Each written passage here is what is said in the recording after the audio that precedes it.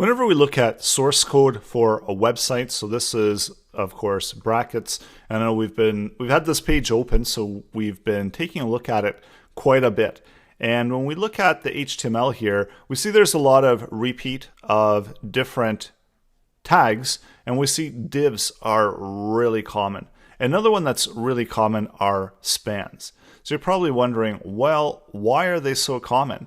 And you notice one other characteristic that typically is also available whenever we're using divs is that we've got these classes, or we've got styles, or we've got IDs. So the thing that really distinguishes them is that most of them hold some type of attribute.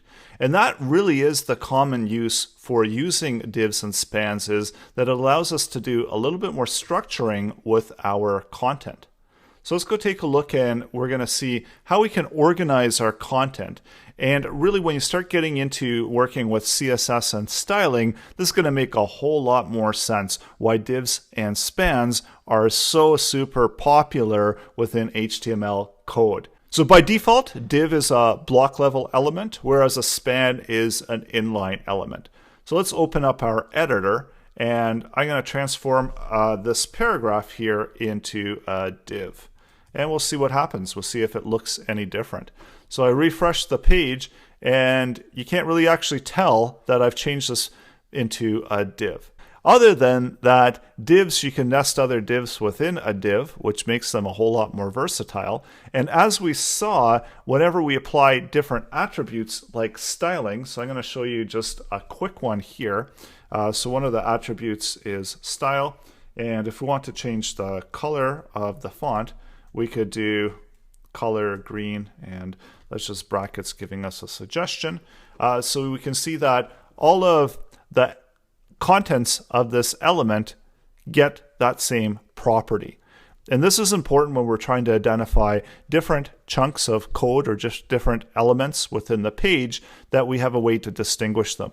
And that's where we can use style or ID or classes in order to identify them. So this one I'm going to transform into a span.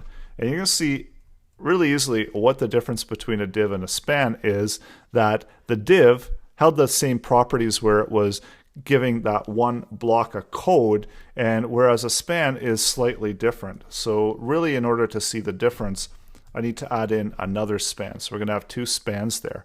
And we seem to have lost our distinction between these different blocks of code.